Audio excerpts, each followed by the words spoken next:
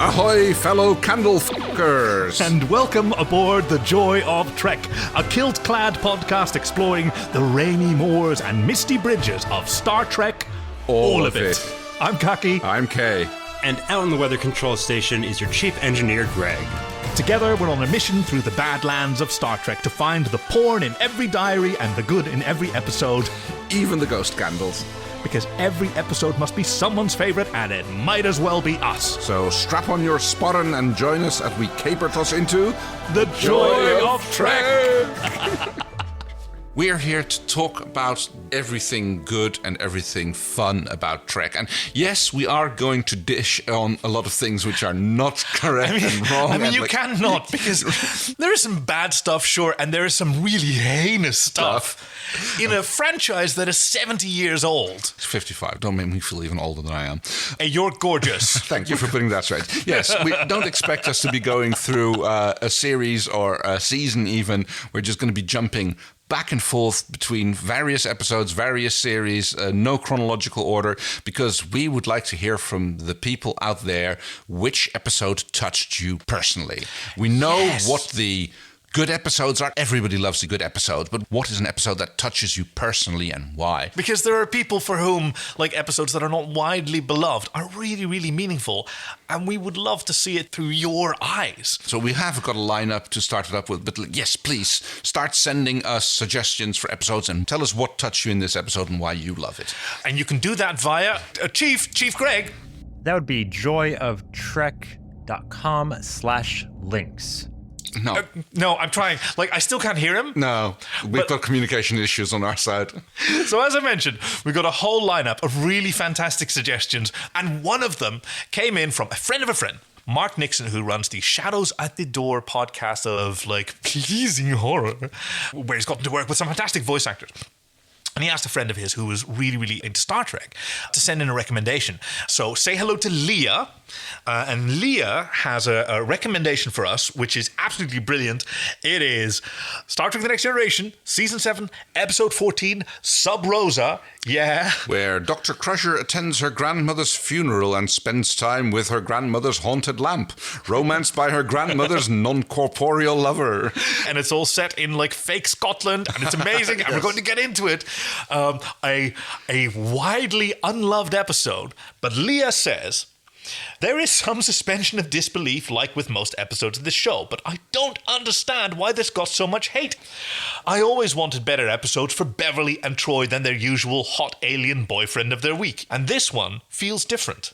It's not great. Leah, don't hedge. Yes. Hey, this is advice to everyone out there. If you send us a recommendation, don't tell us that you know it's silly. We want to know why you think it's great, and we will gladly support you on that, because that's what we do.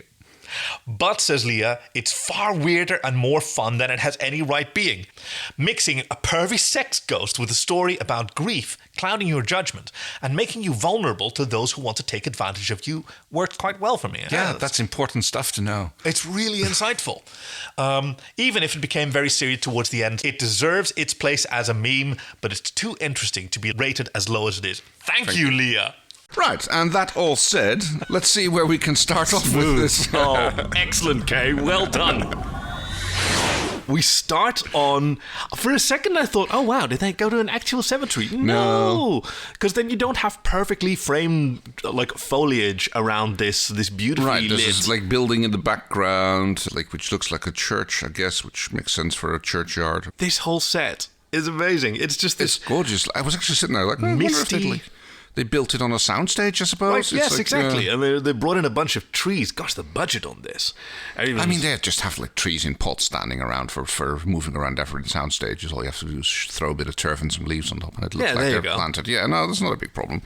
But yes, we are having a little funeral for Beverly's grandmother. Yes. No captain's log or medical officer's log. We don't even start in orbit around a planet. We start on this planet. Yes. Most of the people on this colony will remember my grandmother as a healer, but her abilities went beyond that. She didn't just relieve pain and fight illness. She knew that well-being is more than just a healthy body. Her remedies often included words of advice as well as medicinal teas, and often they were just as bitter tasting. I love episodes of anything that have, like, deep personal connections. Mm-hmm. like that explore the backstory of a particular character, because that just, like, it's a huge gamble, right? Because of course, yes. It may not be cool, and a lot of people thought that this wasn't cool. They were taking a lot of risks with this episode, in more ways than one. Beverly, in a fine dress uniform, alongside her two best friends from the Enterprise, is attending her grandmother's funeral. That had me wondering, it's like, so do they do this often? Divert an entire flagship for one of the crew members to attend a personal affair on a funeral somewhere? You mean in a professional space exploration agency or on Star Trek? Yes, well. Because one of those answers is no. The other answer is apparently yes. They're fairly loose with where the Enterprise is and goes, and they seem to have a lot of leeway in deciding to stay and stick around for a few days in various places, and just there's like, I mean, I have no idea how this goes in the regular Navy, but I would assume that it's like all quite meticulously planned. I mean, especially, you know, destroyer class or aircraft carriers, I should say, that also have creches and schools aboard them. Well, yes, those especially take take great care. Very good point. Very good point. Hey, but maybe for that reason they're kind of flexible, I guess. Yeah, right. There's a lot of buffer time, as it's called in lower decks. When you get an assignment, you exaggerate how long it's going to take, then you're a hero when it's done early. It's just a little buffer time, no biggie. In between missions, to allow that kind of flexibility for families, you know, right, romantic excursions like this. So yes, mysterious stranger drops a flower on the grave and gives Beverly a smouldering look before he fades off into the background. Hey, did you recognize him? I know his face. He's been in a few things. Deep Space Nine, Shakar. No idea who that is, but he's got a familiar face. I know he played Zorro as well, and... oh, yes! Oh, that's where he's from! And he played the Commander in V, the 80s Alien Invasion series. Oh, whoa. Yeah. Wow. Awesome. Also very sort of sexy alien-y. Who is Shakar again? He's Kira's second boyfriend and like Prime Minister. Oh, him, yes, Prime Minister. Prime Minister Longface, annoying. Is he annoying? I thought so. I mean, oh no, wait, I'm thinking about the other one. You're thinking about Jaro. Yes, sorry. Played by... we'll get to that, I'm sure, at some point. Can I just point out some of the awesome people in this scene? We've got background actors in fine Highland outfits. Dress, yes. They're all frightfully dour, as befits inhabitants of the Highlands. And plus it's a funeral, huh? Of course. I will miss Felisa Howard very much. Her healing, her advice, and most of all, the inspiration she has provided me throughout the years. And over Beverly's shoulder, there's this grey-haired gentleman. He's out of focus, but you immediately sort of notice that he's not quite... That's not quite what humans look like. No, he's not. And then he gets some focus. He's got like an extreme widow's peak, or his species feature. There's also another person who, after the Amen is said... Like, some person kneels in front of the grave, and I thought it's like one of the visitors maybe tossing some soil onto the casket, but just remains kneeling. No, that's one of the grave diggers. That's the person who activates the mechanism which lowers the casket. Oh, excellent. Well, fine dress for which is only lowered for a little bit. It's like it's only lowered until it's just below the surface. Yes, it's as opposed to lowered all the way down. Tremendous hazard. Yes. I've had the privilege of being a pallbearer for my grandmother on the Indonesian side, where I had the less excellent distinction of being head and shoulders taller than all my other cousins. Wow. And my cousin Jeremy, I love him so much, but he is a very bad navigator when it comes to navigating a casket around it. Like, there was no place for me to put my feet that wasn't into the hole for the grave. Wow. You're supposed to take it wide, guys. That's why you leave it to professionals. I was going to say, usually they have a few professionals around to help it when the family does the carrying the casket themselves. There's like usually a few professionals hovering about to make sure that nothing untoward happens. We are a stubborn family.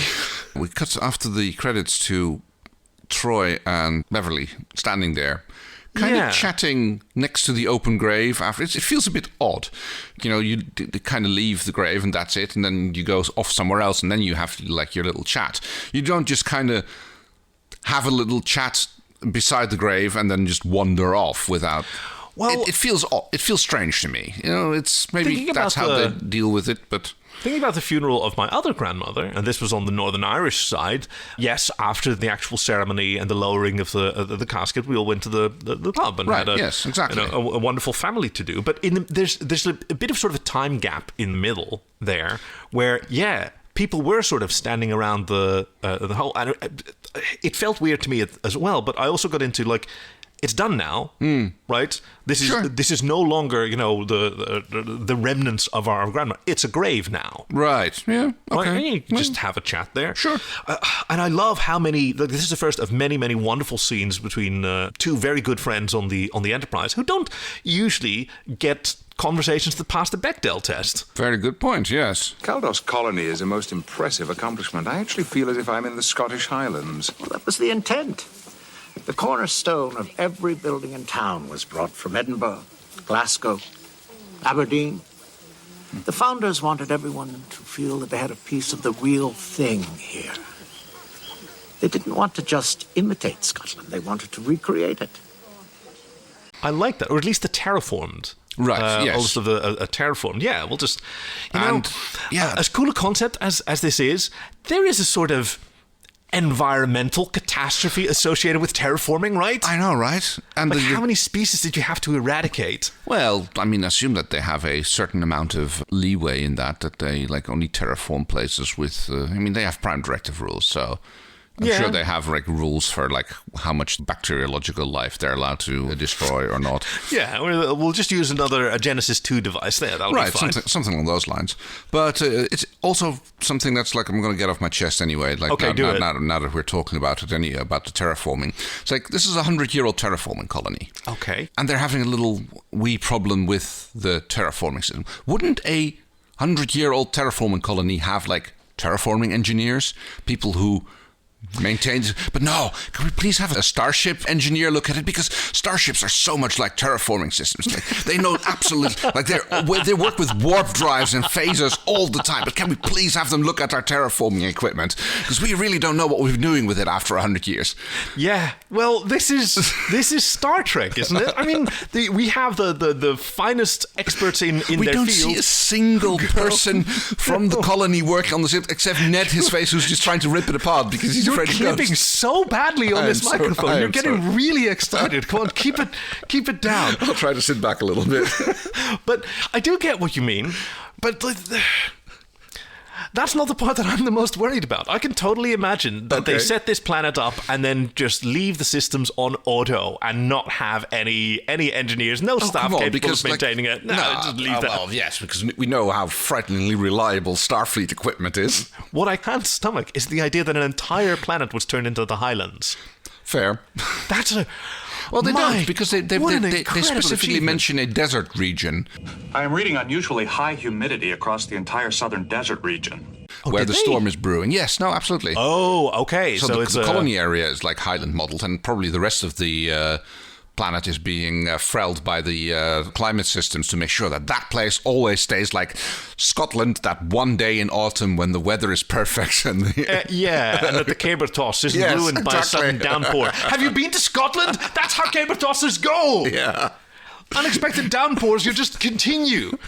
Good, great. Okay, now I'm the one who's clipping. We're going to have to do something about these microphones. They're very good, but gosh, we do get emotional. Also, don't say frailing. Sorry. We're not doing Farscape anymore. It's Star Trek now. Well, and in Star Trek, we say f***. We just bleep it out. Fair enough. Okay. Actually, we don't bleep it out. I think Tilly says... You guys, this is so fucking cool. Is it? Oh, yeah. Wow. I guess we're allowed to do that in these days. But yeah, sorry. It was like all podcasting habits die hard. Try not to.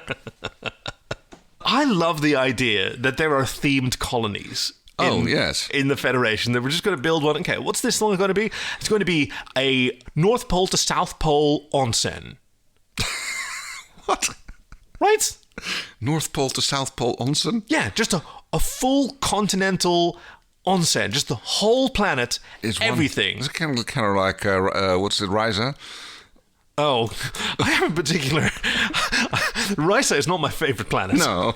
I have a problem with a series that imagines that... Oh, no. We're doing it. We're in the joy of Trek. Yeah. We're not in the frustration of Trek.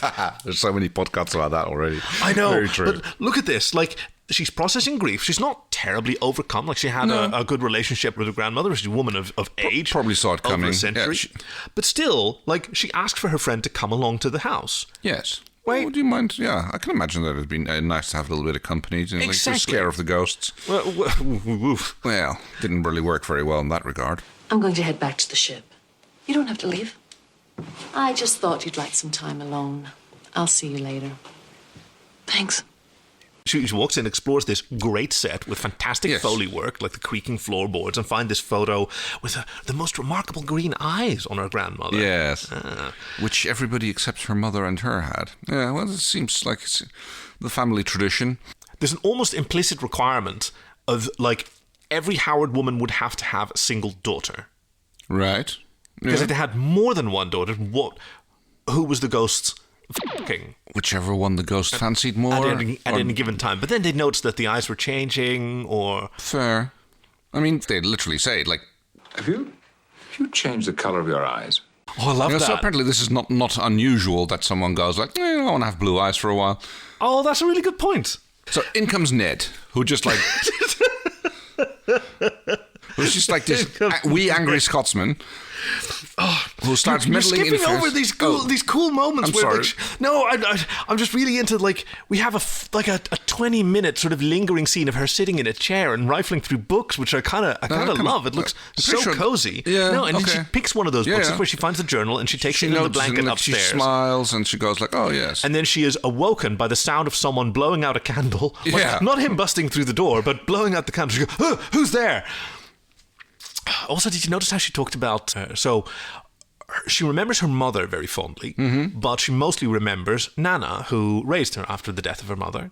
Right, yes, who is this woman? So this isn't her mother, this is her grandmother. Exactly. Yeah.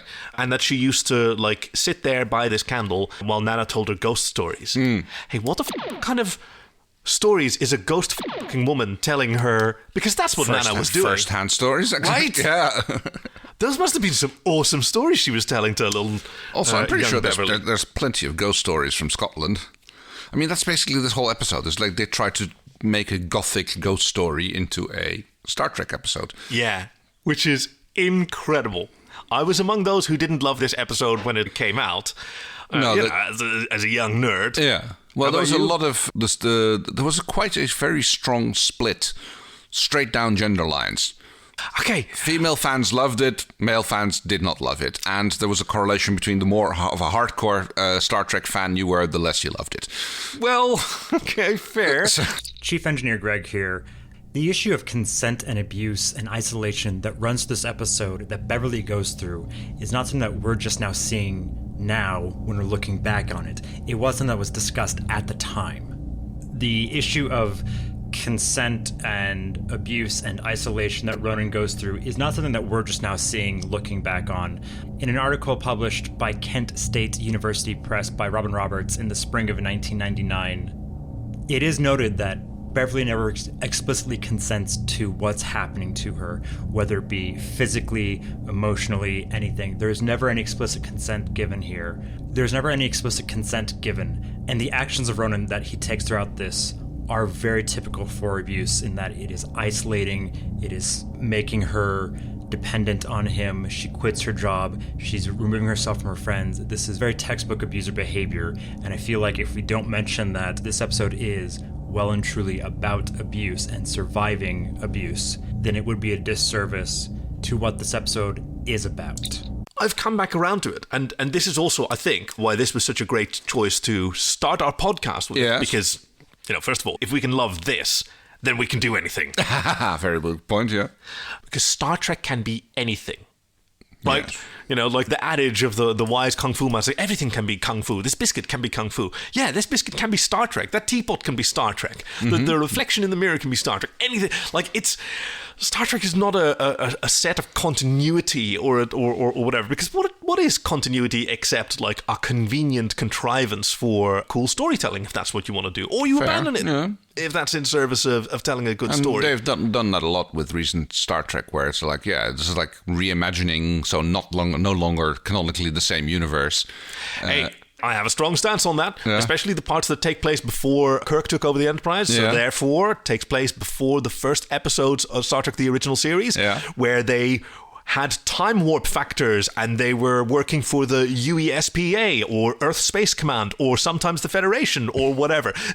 Okay, so clearly time was in flux back then and continuity hadn't settled down yet until Maurice Hurley was brought into Star Trek The Next Generation, and hopefully, like, Maltin, whatever his name was, Gene Roddenberry's terrible lawyer, went to hell where he belonged. Sorry. I've no idea what you're referring to, but fair enough. We'll get there. We have a lot of podcasts ahead of us. Yeah, let's save some for later. What the hell are you doing? Get out of my house. And when I be so high and mighty with me, Beverly Howard Crusher? I've spent more time here in the past 5 years than ye have in the past 20. How do you know who I am?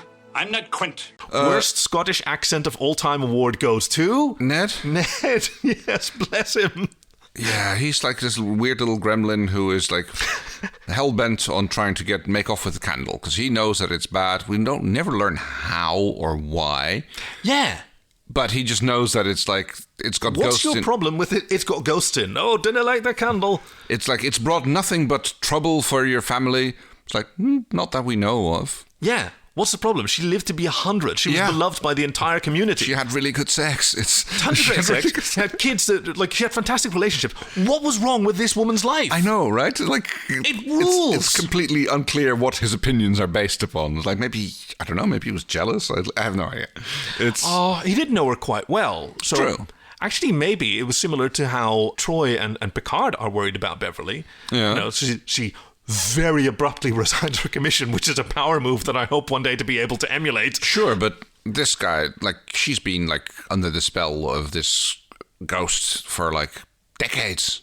Okay, we've got to figure out the math on that. Right. Because, as we learn in the journal, this Ronan is 34 years old. Right. He's 34 years old. And Nana met him at the funeral of her mother. Yes. They met just after my great-grandmother's death. So that was 15 years ago. Was he a spring-heeled 19-year-old buck? Was he like probably was still 30. He looks a bit, lad? I'd say he looks old for a 34-year-old. Hollywood 34, you know. Yeah. That is. Does he stay 34 in all of her journals? I think so. I mean, it's probably not something that's mentioned often. I mean, she's probably not writing down every other journal entry like, oh, my 34-year-old lover. You know, you sort of sound like Rasputin becoming a vampire. My 34-year-old lover. No, but like, if great-grandnana died even perhaps before Beverly was born, you know, that would have been unfortunate considering the longevity of humans here, then when was he 34? At the time of Nana's death? Was she reading like the last journal or the first journal? Yeah, it doesn't matter, does it? Well, she is at this point not yet affected by the brain f***. She should be able to do math. Hey, 64 years ago, this man was 34. So now, carry the 1, subtract the... No. She can do this. She's a scientist. She's stricken with grief. She doesn't, like, think about these things. And is that what you're getting from her? Absolutely not. No, she's like, she's a little bit melancholic. Especially when she finds the journal and starts leafing through that, and it's like grabs Nana's old blanket and wraps it around her and goes, oh, I'm just going to settle down for a nice little snoop through my grandmother's journal. And I was a little creeped out by that as well, but it's also valid. I know, but it's like, right, family. It's a little bit of an invasion of privacy. But, you know, they're dead now, so it doesn't really matter. Right. I think it's much different for a young person. Right. I mean, to be honest, if you keep a journal, even if you're keeping it for private purposes, if you don't want anybody to read at any time, you take measures to ensure that. Yes, you have a pact. Right, and then that's what I'm saying. Like, as long as the person is alive, then no, you obviously don't read someone's journal without permission. No. After the person's dead, you know, if they didn't want it read, then they should have done something about it during their lifetime. Yes, then you have a pact, as we have, right. that should anything unfortunate happen Delete to either my of us... browser history. That's exactly, blast the cache! We have a cache blasting pact. So maybe that's what he was here to do, and he just can't admit it, that he was like keeping her talking while he was figuring like this pad of delete.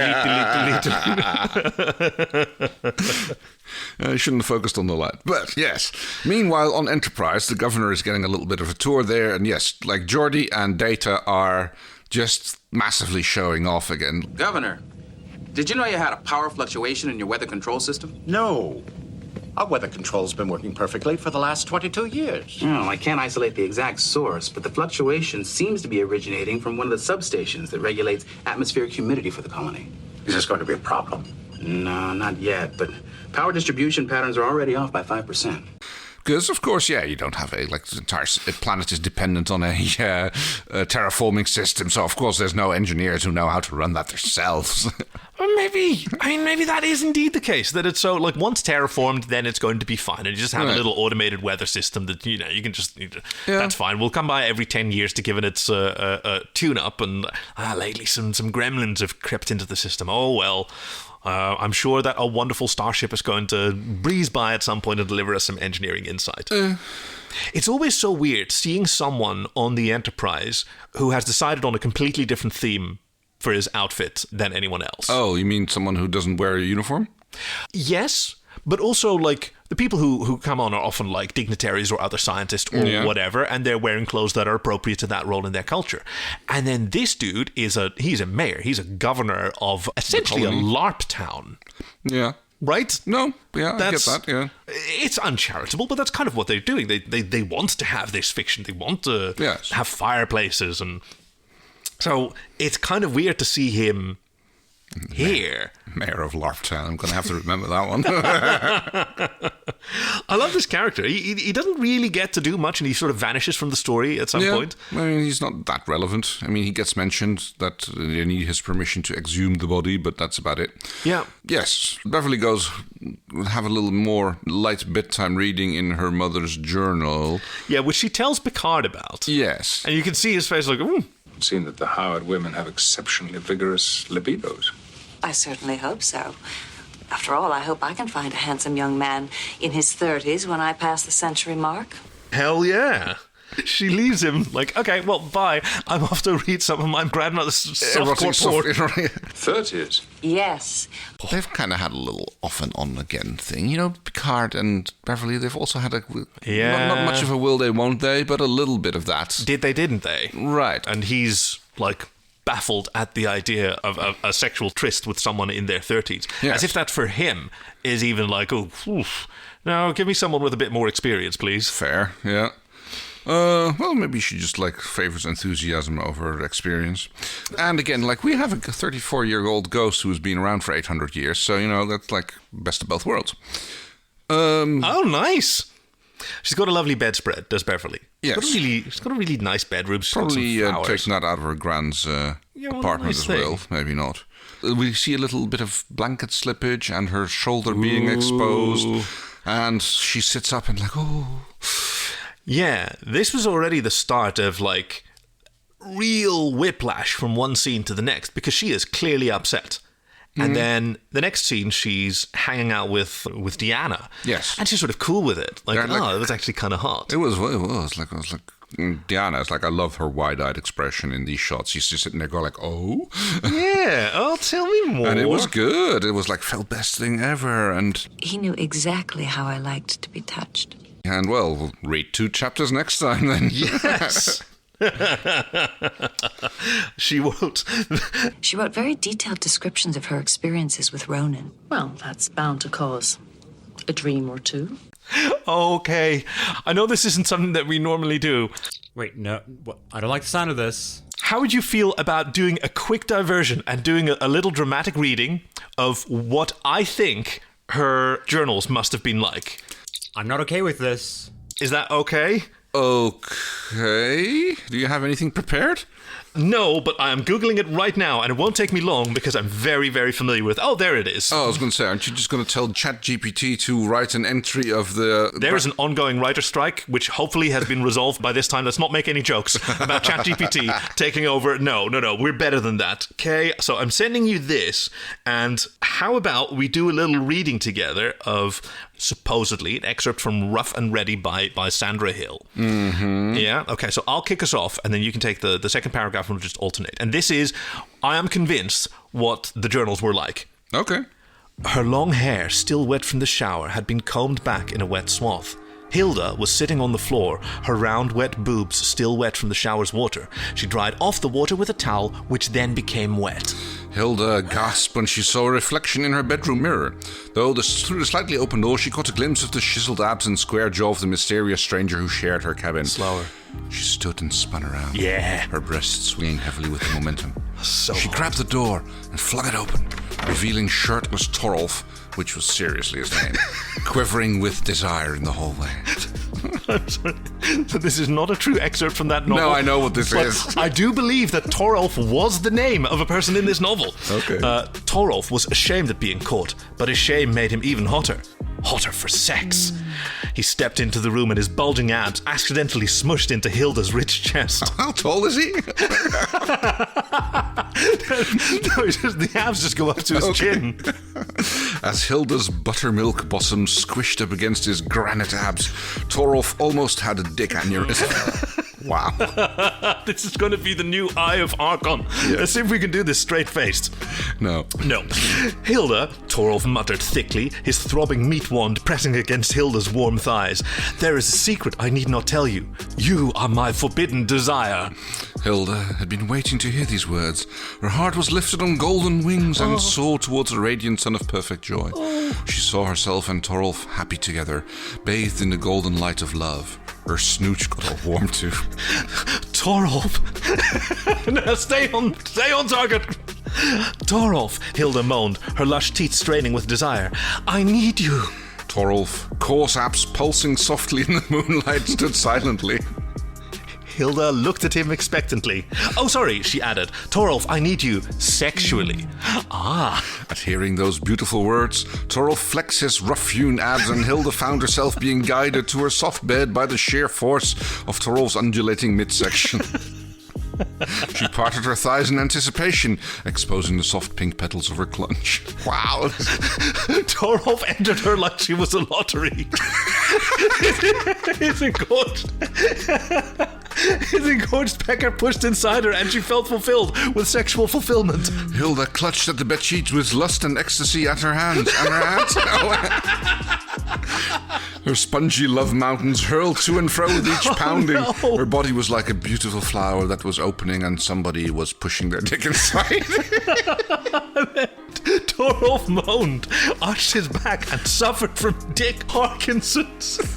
He pumped in all of his hot pearlescent sperms as Hilda spasmed with so many orgasms. The two lay still for a moment as the stinky scent of lovemaking billowed around the room.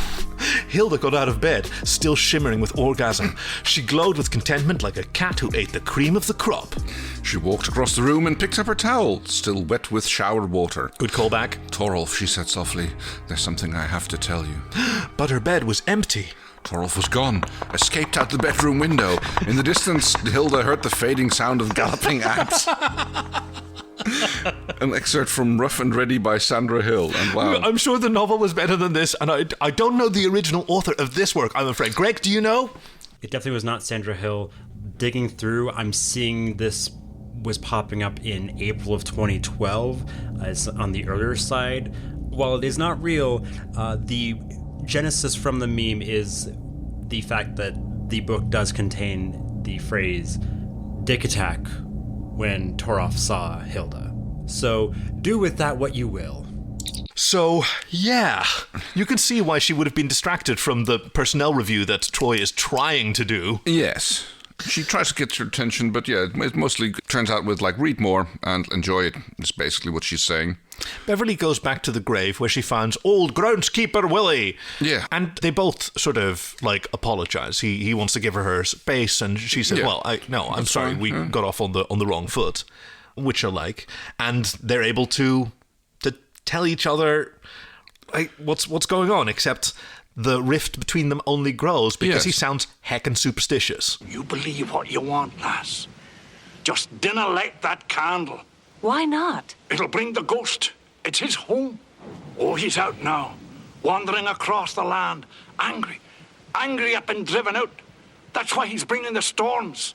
Dinna light the candle and dinna go into that house, or before you know it, they'll be burying another Howard in the cemetery. I'll never set foot in that house again, yes. And then suddenly green lightning strike, basically.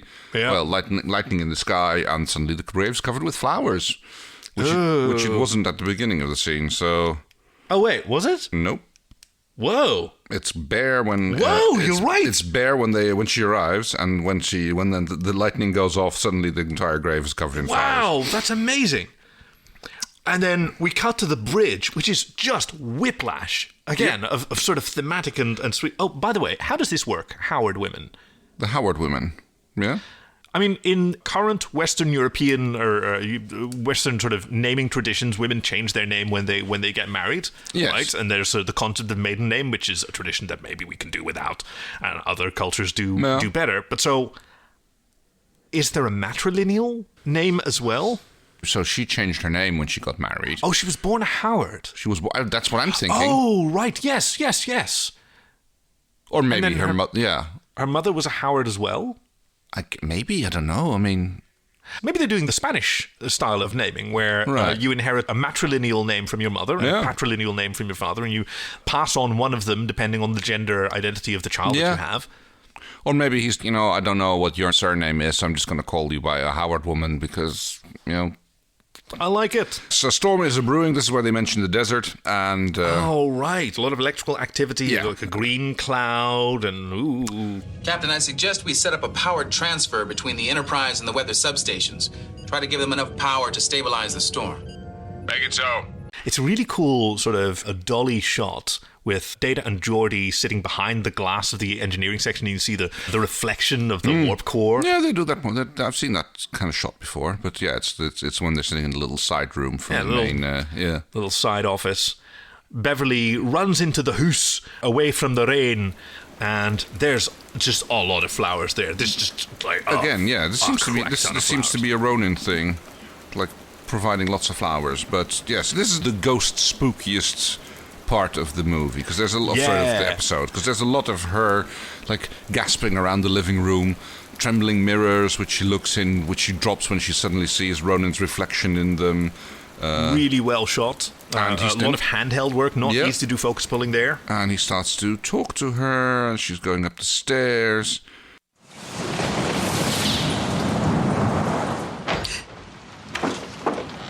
Who's there?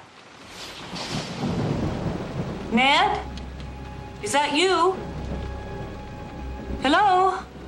She is being attacked, right? Essentially, yes. Psychically, physically. He is starting to do his thing, which he needs to. He needs to anaphylactic shock or whatever the anaphasic. Yeah. And she's feeling that she's not herself. Like what's happening to her, and she's utterly distraught by it. Yes. Oh, what's happening to me? We're becoming one, Beverly. We're going to be together. I don't understand. Stop it!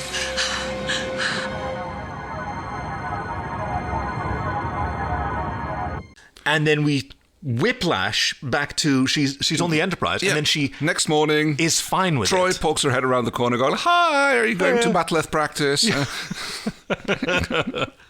No, I think I'm going to skip it today. I'm exhausted. And she goes, "No, I think I'll just stay in and just jerk it all night long again." No, but like, this is the moment where I thought, okay, her mind is being f***ed with. Yes. Because, like, you do not come out of a night like that where you're this distraught and then just wake up feeling fine about it. Well, and also I met someone. Also, she's moved from the planet back to the Enterprise at some point. Oh yeah, yeah. There's a lot missing there. Yeah. I mean, yes. Great direction by Jonathan Frakes, though. Like, oh yes, and a fantastic performance, I've got to say, by Beverly Crusher, because a scene like this, both, where I guess, somebody's or Gates McFadden, of course, where like there's nobody else around, and she has to keep the scene interesting while a ghostly voice speaks very slowly off camera. Yeah. Without seeming completely silly, and she actually Actually manages. Oh, hi, Bev. Reminded me of Tommy Wiseau from The Room. No, please continue. Yes, Troi cautions Beverly, saying that, like, well, a shared grief may feel like affection or even attraction. Amazing. Yes. She plays a fantastic counselor. She really does. Her counseling is on par this episode. Yeah. I mean, you could also read it as her just being a really good friend, but like she's emotionally... Yeah. It does start with a little bit of a cheesy thing where Beverly just won't admit to what she's doing. I met someone, that's all. Well, you obviously have romantic feelings for him. Beverly, when are you going to realize that you can't fool me? Who is it? Fair enough, yes. Okay, fine then. Which is, I guess... my girlfriend's on a sleepover. And then it's fucking Brigadoon on the bridge, isn't it? In order to make it clear that stuff is happening, there is a nice little fog field on the bridge. There has been a malfunction in the ship's environmental control. We've traced the problem to the power transfer beam. There's some sort of feedback coming from one of the colony's weather substations. Another power fluctuation? Okay, so we can't turn off this power transfer that is directionally being sent from us to there. This thing will kill the breaker. Yeah, you'd think. Well, anyway. But maybe that would cause damage. We see they usually build breakers to... Well, anyway. We see a quick shot of the Enterprise in orbit, like beaming the energy down to the surface, but like... That's coming from the phaser ring. Yeah. And also the ship is moving fast enough that the angle of the beam has to adjust. Yes. Like they're minutes away from crossing the horizon. Yeah. It looks cool, but either you're going to cut off your own pylon or you're going to... Yep. Into the power substation we go. Geordi and Data find Groundskeeper Willie is messing with the controls. Yes, because he's trying to break the conduit. Which... You don't understand. Oh. And he gets zapped by the power.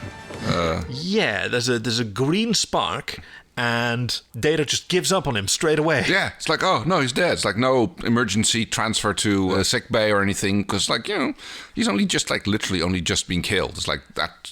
This is the thing that they do on Star Trek a lot, just before a commercial break when someone has died. Yeah. Then both of them are standing around the body, or all three or five or six or however many of them are, and one of them says, oh, he's dead. And they all look at each other, and then they look at the body, and then we fade to black. That's how we do it here. And then it's like commercial. And after the commercial, everybody is kind of like doing investigative work. Geordi is looking at what happened. I mean, there's also been an episode where Beverly Crusher herself, in the first season of The Next Generation, says, well, as long as the body hasn't been dead for more than 30 minutes, I can usually revive it. Yeah. Nah, don't worry about that. That's not the case anymore. We don't need that here. It's like... But they do discover that it wasn't the plasma conduit blast that killed him, but more of the anaphasic energy. As is explained in this lovely sort of Scooby-Doo setup where you have four people standing around a body looking down at it, explaining the situation to one another. Governor, with your permission, I'd like to take the body back to the ship to run further tests. Of course, Doctor. Ensign, ask Dr. Salar to run a biospectral analysis. Yes, Doctor. You're not going to run the test yourself? No, I have some things I need to attend to. So I have someone else to do. Okay. I think this is the last time that we see the little governor. I think so, yes. With his he gets mentioned, but later. Outfit. But that's about it. Yes, Beverly goes back to the cabin or the house and finally suspicious and distraught. Yes, but finally gets to meet Torolf. Ronin Torolf, which we're calling him from now on. Come on, Torolf. Okay. So Hilda goes to Torolf. No, I need you to help me. Help you? It's not easy for me to take corporeal form. I can't do it for long. But it's going to be amazing. And I can travel along the power transfer beam. Yeah, sure, cool. Yeah. Why not? Yeah, it's like, well. No, but like, I love it because on the one hand, there is a huge commitment to just a completely new genre, and on the other hand, still the insistence of the humanist, scientific exploration of the wonders of space in Star Trek. Even though it's already established that he can like travel with, because he traveled. Well, we don't learn that yet at this point yet, but like, he just travels with the lamp. Yeah, like it's a conduit or whatever. Yeah, a place. And she's overwhelmed by his touch. Like, it's giving her a lot of pleasure. The melding begins, basically. This is where he is. I mean, it's probably already begun, but he's doing it even more now. It's all right. We're together. We're going to be one. I'm going to become part of you, Beverly. Would you like that? Oh, yes, more than anything. As it was with your grandmother and your great-grandmother and all of the Howard women before them. There's an aspect of, like, addiction narrative or codependence. Oh, very much so. I mean, that's literally what it says. Like, right at the end, she goes like, well, this alien creature probably discovered that one of my ancestors was, her cellular energy was compatible with his, and they started a, I'm not sure, is it parasitic? I don't think he... That's a good way to view it. I don't think he takes anything from them. It's more, what's the other one? Symbiotic? Well, I mean, he does give them a lot of pleasure, but he also dictates their life. Does he? To a certain degree. I mean, maybe... I don't think really see him dictating his life in much ways other than that he wants to keep her on the colony. Well, exactly so. But that's... Because maybe that's Groundkeeper Willie's deal. Maybe Nana was a really gifted, I don't know, a racquetball player in her 80s, and she gave that up to be with Ronan, right? In the way that like abusers in abusive relationships isolate their their totally. partner. But she clearly didn't have that because she was well beloved. She was like living the good life on the planet. That was during that relationship. We do not know what she was like before. True. Maybe Groundskeeper Willie does. Yeah.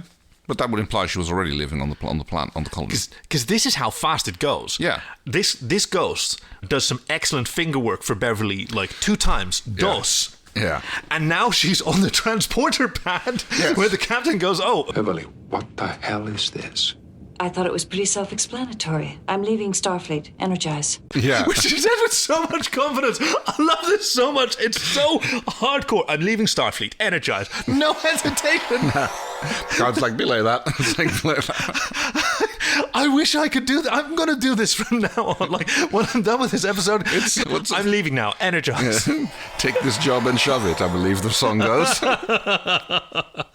And he's being very, very restrained. Yes. Do you want to just get this yawn out, by the way? He's seething. No, it won't work. No, you're just going to... It won't work. Yeah. We're just going to have... That's the ghost of a yawn haunting our episode. She's done her hair different. She's wearing a different dress. She wants to become a healer. Yes. So basically still a doctor. Essentially, but with less technology, I guess. Yeah, hey, could you be fine with that as a sort of medical professional who wants people to be better and then to provide substandard care? I doubt it. I mean, usually at this point, something's gone wrong. You know, it's like they're kind of moving into quackery. I mean, it's it has been known that proper doctors move into quackery, just like sometimes proper journalists move into conspiracy theory. Yes, alas. This is not to dismiss other medical traditions and medical practice with fewer resources than in hospitals, of course. Doctors Without Borders. They are resource constrained and still practice excellent medicine. But apparently you can just leave Starfleet in 20 minutes, energize. Yeah. As Troi says, she might not agree with her choice, but she has the right to make it. Yep. Apparently she doesn't have a right to privacy anymore, though, because she's discussing a lot of really pretty, confidential details with Picard. Even if it wasn't about, betraying the confidence of your friend, isn't she still covered under, essentially, space HIPAA? You'd think so, patient privacy? You are a counselor. No, totally. But he's a captain, so maybe he's just lifted that on her behalf. Not sure if it works like that, but who knows? They both questioned her choice. I agree, but she does have the right to make that choice, even if we don't feel it's a good one. She is entitled to be an absolute idiot. But back on the planet, she is more than happy, and now she's cradling her little candle. Okay, this is bothering me a little bit because they keep calling it a candle, but it's a lamp, not a candle, isn't it? I'm really glad you brought that up because I agree. Oh, she always kept it lit. Candles, not known for being permanent fixtures. Exactly. But it's also not a candle. It's a lamp. It's. I thought it was a cup with a handle that you can put a candle in. Right. But even then, I found out that the candle was plasma-based. Point, yeah. Yeah, okay, so what does that mean? Yeah, what's it burning on? What's a plasma-based... Plasmas are very thin, very hot gases. It's not really the kind you find in a candle, but, whatever. But we get the famous ghost fucking scene. Oh, yes. And... they were worried about that. Were they? Oh, yes, absolutely. Because they had to make full Meg Ryan in Harry Met Sally. I know, they had to make it look good and not... Apparently a lot of material was cut here as well. Because essentially what we have here is Jean-Luc walking in on Beverly, who is getting off. Who's jerking it, yeah. Like, oh, hey. The door was open. Mom! Get out! I'm busy! I'm doing my homework, Mom! You got to respect my privacy while I'm doing my homework, Mom! I'm sorry, but... And, no, absolutely. Yes, because she is fulfilled with sexual fulfillment in this moment. Yes. But yeah, they were like, they were really worried about like this. They also went like, we got away with so much. We had no idea we could get this going. Because it's like, pretty racy for Star Trek. Yeah, well, I guess the sort of TV censors at the time weren't convinced of the existence of the female orgasm, so... Fair point. Right, they're still living in a previous century, so then I can think you can maybe get away with this. You talked about the appreciation for this episode being split down gender lines. I saw that quote as well, which I don't fully believe, but what I did notice in looking at some of the reviews, like the reviews of Gates McFadden's performance are split exactly down like people who appreciate and don't appreciate this this episode, because like those who find something good, like Keith R.A. DeCandido from Tor.com, like he thinks that she's giving a really nuanced performance throughout this episode. Yeah, I agree, but loads of other people feel like, oh, she's clearly just phoning it in based on their revulsion of this episode, I guess. Yeah. There was an interview with Jonathan Frakes, who directed this one, and he kept it very abstract, because the interview was sort of on the topic, like sometimes you know that something's coming down the pipeline that's not quite ready, let's call it that way. Yeah. But this production crew, I mean, DS9 was airing, they were doing 52 shows a year. And it was like an assembly line, essentially. You have to keep going. Nothing can come off it. Yeah. Because you just have to keep going.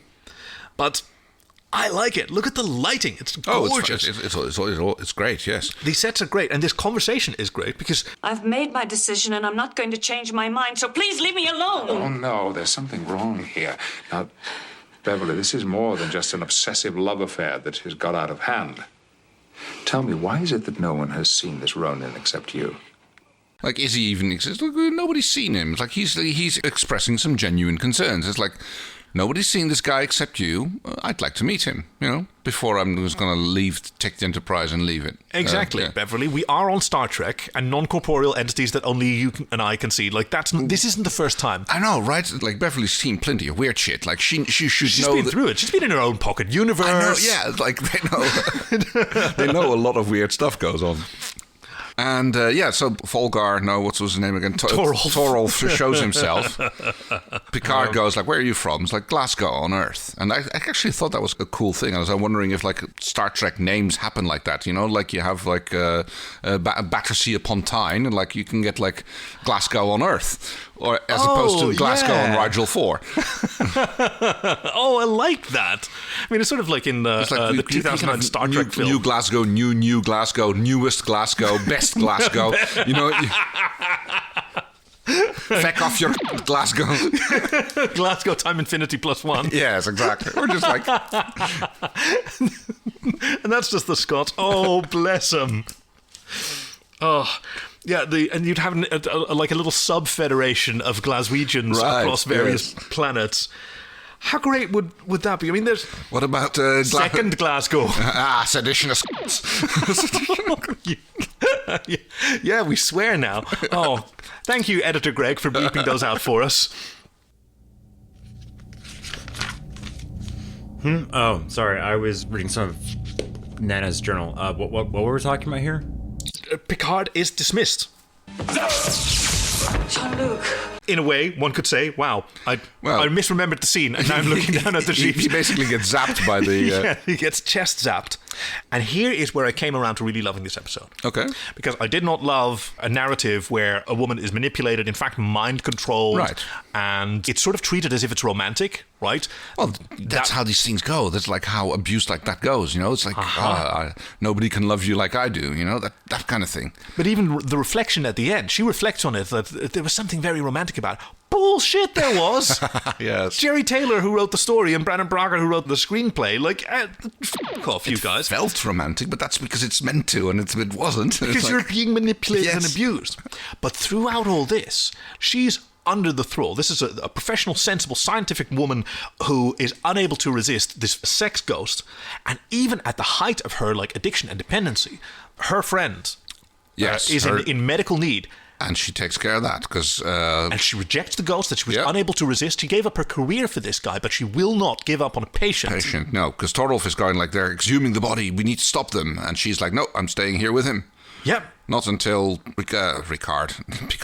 Ricard is something else. Like, I'm missing a little bit of podcasting juice here. Yeah, actually. What is it? It is...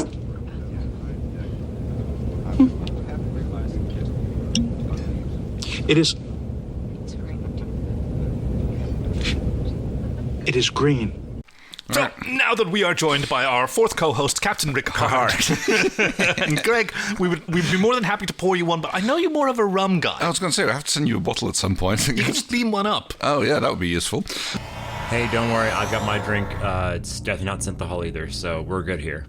The captain is reassuring Beverly that he's fine, and I'm just like, no, tricorder says different. The fact that you've just been zapped. Captain, we have located the source of the energy residual. It appears to be concentrated within Felisa Howard's coffin. Why? What's the scientific... Oh, I don't know. Anyway, so they the anaphasic energy has now shown up several times. They've noticed it in the power station. They've noticed it in the death of Ned. I am reading definite signs of anaphasic energy in her body. It appears to extend to the cellular level. That's impossible. She was nowhere near the weather station when Quint was killed. She died of natural causes. Yeah, I have some questions about the physics of this, because that's loose ground that's just been heaped on top of this coffin. Yeah. So it's on top of the coffin. And now the coffin is no longer underneath the ground. It's on top of the ground. So isn't it going to sink, collapse? Yes, but there's 2 meters of ground in between. So there's now just a hollow 2 meters underneath ground. So eventually, yes. Yeah, right. Immediately, no. I would have liked it, though, if that just happened. Like, beam it up and then immediately it sinks back and just be flush with the surface, right? Because that's how it would wind up. Well, I mean, presumably there's a little mound on the grave. Stop talking about Beverly's grandmother's mound. Oh, gosh. Boom! Anyway, so we get Nana sitting in the coffin, who then immediately sits upright as soon as Beverly shows up. A ghost! Yes, well, a zombie technically at this point. And she... Because it basically turns into... it turns into Reanimator. Reanimate your feet! Because, she zaps both Data and Geordie, knocks them out with her anaphasic energy. And Beverly has had enough, and she says, Stop this, please. Thorolf manifests as himself rather than, I'm committed now. Well done. As himself, and he tries like, oh, it's going to be great, it's going to be grand, we're going to be fine. But she will not have any of it, and he realizes that the gig is up. I could not pay attention to this scene because he was standing between 2 gravestones that said McFly and Vader. Yes. Which I guess in 1994 television probably wasn't such a problem, but... This was a little production joke that they just put that on the gravestones. It's very distracting in HD, though. There's no such thing as a ghost. You are some sort of anaphasic life form. Anaphasic energy is extremely unstable. It needs an organic host in order to maintain molecular cohesion, or else you'll die, isn't that right? Beverly! I also scanned the candle. The flame is plasma-based. You were using it as a receptacle for yourself in order to get to me, in order to merge with me. You have been using me, Nana, my entire family for centuries! And I loved all of them! And they loved me!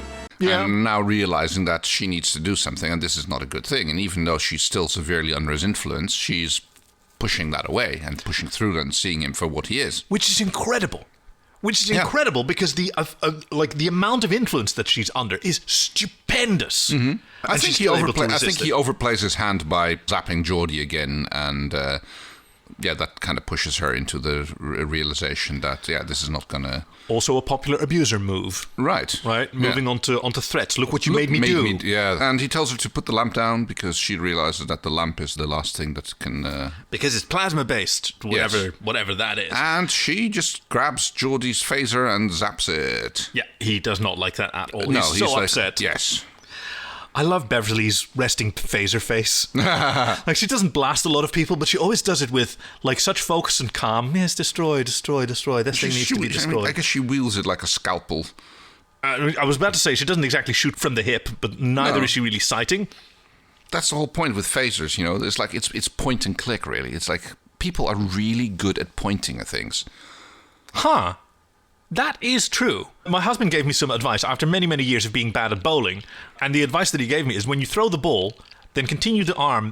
Your arm that does the throwing should point at the place where you want it to have gone. Yeah. And I've been doing that with darts as well, just like moving my arm such that I can point my finger where I want it to go, and it's incredible. It works, yeah. It's because is this how people do sports? I guess so. It's one of the things that they teach you. You know, it's great. Yes, she blasts Ronan Thorolf, who says, "No, there's one more host." Yes, he comes literally leaping at her, and in mid-leap, she gets... Even if it must be burglary. She gets phasered. Oh, good reference to Whitnell and I there. Yeah, thank you. And his final word, Bever, nope, and she shuts him up. I kind of love this sheaf, where you have a ghost trying to say her name, and she doesn't let him finish, she just phases him out of existence. Bever. Little cloud of green light. And we're all fine again. They hit the big red reset button. Yep. We fixed the weather system, and there's a final talk between Beverly and Troi. Yeah, they take their drinks over to the 3D chess table without an intention play. Yeah, that's kind of like... Kind of rude, right? It is a little bit. Although I suppose that, like, if it's a free seat and someone else wants to play, they go, like, excuse me, are you playing? And then it's like the done thing to then move and let people... Yeah, but like, shouldn't you anticipate that? Because now you're forcing somebody else to have an interaction with humans, which is the worst thing that you can imagine. But it depends on how busy it is in 10 forward at the time, and if like this table is like a little bit more private and out of the way. I really want to talk more about this and not about how cool Beverly is with what happened, and that you know it made her grandma very happy, and that the abuse is now framed as something gothically romantic. Oh yes, this is not okay. No, it's not. Jeri Taylor, catch yourself on. Boo! I have that written down in my notes. Boo, boo, boo throughout this. But yes, that wraps it up. Sup, Rosa. We don't have segments yet. No, this early on. We really don't. Since we're all about the joy of Trek, how about this? Pick an enemy, like someone that in this episode that you have chosen to hate. Doesn't have to be motivated. You can be completely unreasonable. The more unreasonable, in fact, the better. So, like, I'm not going to pick Groundskeeper Wooly for his bad Scottish accent. Oh, no. Continuing the James Doohan tradition of Canadians not doing great Scottish accents. Well, in that case, I'm just going to have to, like, pick the governor for, like, not having the technical capabilities of maintaining the system that his entire colony is dependent on. Okay, yeah, fine. I'm going to pick, who's going to be my nemesis, my Star Trek nemesis? This is hard. We could call it the Khan. The Khan! Who is your Khan? Very good. Oh, it's probably going to be one of the background actors for, like, not appearing anymore, I guess, because this was a whole community. Surely Nana had more than one friend. Everybody who showed up at the wedding. Wedding. Funeral.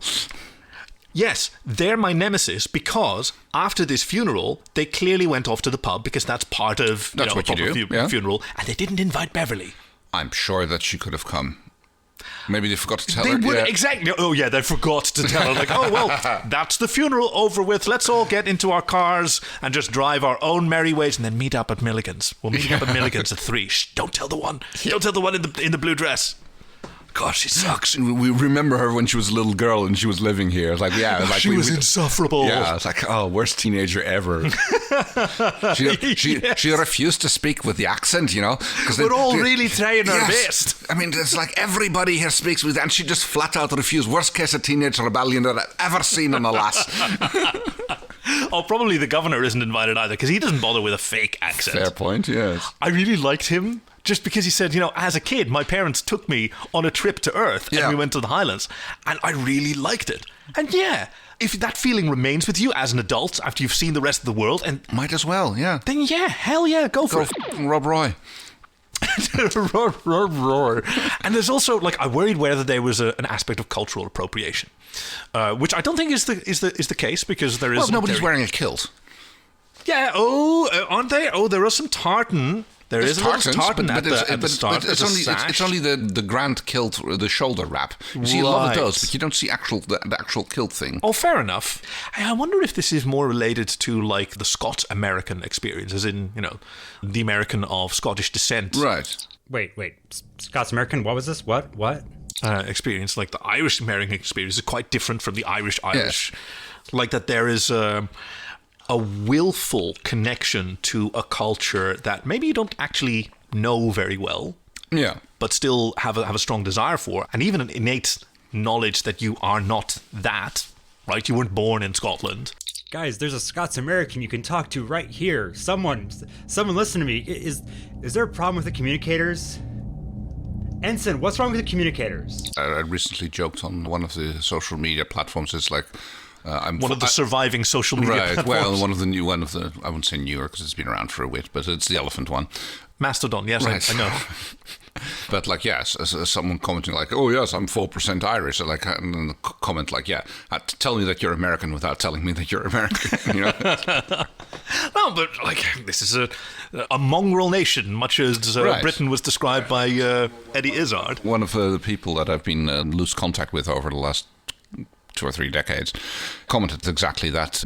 USians have a strong cultural connection to whatever the culture of their culture, because they don't have one of their own. Oh, well, sorry, I won't say that's not. I know, that's uncharitable. Everyone has their own.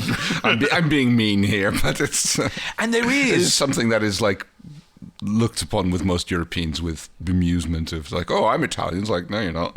It's like just because you were born in the Bronx, then you had like Italian ancestors. Yeah, but then you're Italian American, which is its own culture, its own thing. I mean, I've had this experience recently in the commemoration of the capitulation of Japan during the Second World War. The Dutch government released an archive of digitized records of passport requests by Indonesian citizens wanting to come to the Netherlands, repatriating, I suppose, during the transition of power and the independence, and it included my great-grandmother. So I got to see a photo of my great-grandmother, whom I didn't know. And she wrote down the name of her father-in-law, so my paternal great-grandfather, that we didn't know. And we found him in birth records in the south of the Netherlands. It's really incredible to suddenly, see someone's name in 1791 on a ledger. Right. Didn't she use her sister's passport, or was that? That was my grandmother. That was your grandmother. Oh, okay. Right. Yeah, that's because I saw her request as well. It wasn't fulfilled quick enough to make it on the only boat that they could afford, so she had to fuss a little bit. Okay, wow. Yeah, that's...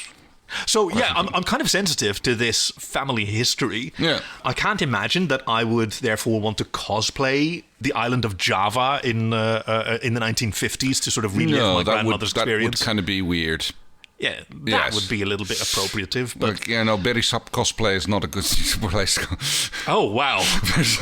Yes. No, Bersiap, yes. Bersiap, I always get that wrong. Whoopsie doodle. Yeah, if you want to have a great time learning about history, dive into, any post-colonies. It's always going to be messy. Anyway, best moment, I would say, of the episode, because we were doing we got massively sidetracked. Good luck with the editing there, Chief Greg. Good job. Good job, yes. That you have done already so far, right? That you will have already done. Hey, we should be in temporal investigations. We're very good with temporal grammar. Yes. Oh, now you're listening to me. Okay, great. Glad the communicators work. So, yes, happy to help. As a Scottish American here, I do kind of have to say about the culture that there is something to feeling that connection to more of a history than you really get if you grew up like I did in a very homogenized, suburbanized environment. There's a richness that you can look at looking back at your history and seeing where your family came from and seeing what brought them over. What was the human story that brought your family over to the United States? That's been very rewarding for my family to experience and to learn about. This episode does feel a little bit more Scottish American than Scottish proper, but I can understand that if you're on a planet where humans never were before and you're settling there, and what do you want to do to look back? You want to look back at the past. It's a very human experience to want to look back at the past, want to look back at where you came from and try and emulate that in some way. So there is something to that I think is kind of romantic in a way. It goes to Troi. It's like her wide-eyed excitement during the first breakfast conversation she has with Beverly about her suddenly amorous dreams and sex. I just love how Troi was just sitting there with like wide-eyed with barely contained excitement about about second-hand racy journal entries. Yeah, and her snooch got all warm too. No, I say that without irony. Like, yeah, this is a cool thing to share. Like, and what a wonderful thing to have a friend that you can share that with and who feels comfortable. Totally, yes, that you can talk about these things and like. I mean, arousal is always a very private thing usually, and I used to live in a very old flat in Amsterdam. Where the walls were thin enough that arousal is not a very private thing when you live in a thin-walled flat in Amsterdam. Fair. I'm leaving Starfleet. Energize. Thank you for listening to this week's episode with your friends Kay and Cocky. Production and editing by your chief engineer Greg, and music by Fox Amour. Join us next time for Voyager Season 2, Episode 15, Threshold. You can find us at joyoftrek.com/links to send us your recommendations, support us on Patreons, or find us on Blue Sky, Instagram, and Facebook. We'd love to hear from you. Thank you for listening to The Joy of Trek, and we'll see you out there.